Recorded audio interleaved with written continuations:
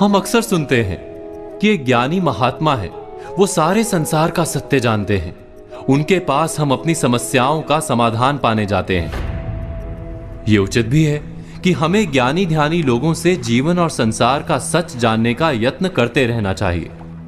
लेकिन क्या आपने कभी सोचा है कि संसार का समूचा सच आपके अपने सोचने और समझने पर निर्भर करता है। कोई ऐसी विद्या नहीं जिससे संसार में बिखरे सारे ज्ञान को कोई एक व्यक्ति समझ ले और हमको समझा दे। संसार का समूचा सच जानने का दावा करना एक प्रकार का मन बहलाव है। हमारी समस्या यह होती है कि हम अपने काम में आने वाले तथ्यों को ही संसार का सारा तथ्य या सत्य मान बैठते हैं। एक उदाहरण के लिए, हमें जिस नगर जाना होता है, हम उस तक जाने के ही रास्ते की खोज करते हैं। उस समय हम बाकी के नगरों का रास्ता नहीं खोजते। उस खास यात्रा के समय वो शहर ही हमारे जीवन का अंतिम और परम सत्य होता है।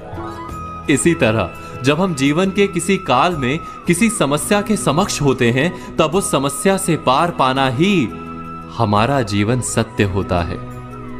और उस समस्या से पार पाने का उपाय जो भी बता दे, वही हमारा गुरु बन जाता है। हम ये कभी नहीं सोचते कि उस ज्ञानी के पास संसार का सत्य है अथवा नहीं।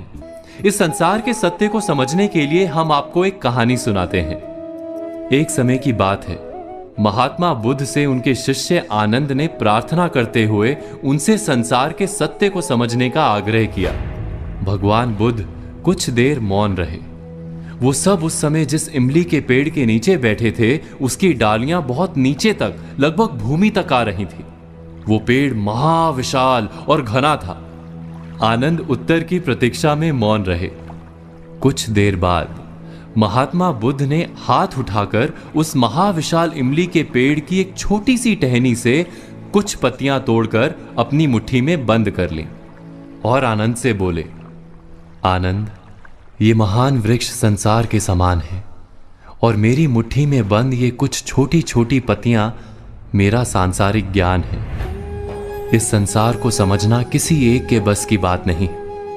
इसे हम सबको हर पीढ़ी और हर युग में समझने का यत्न करना होगा। तुम अपने स्तर पर अपना प्रयत्न करते रहो। संसार को अपने अनुभव से जानने का यत्न करते रहो। जितना तुम स्वयं जानोगे, वही संसार का वास्तविक ज्ञान होगा। बाकी सब केवल उपदेश होता है। बुद्ध ने स्वीकार किया कि वे पूरे संसार का ज्ञान नहीं रखते, इसीलिए वे महात्मा और महान थे। हमें भी अपने अपने अनुभव से संसार का सत्य पाने के लिए प्रयत्न करते रहना होगा। कोई और हमें जीवन और संसार के सत्य से परिचित करवा ही नहीं सकता।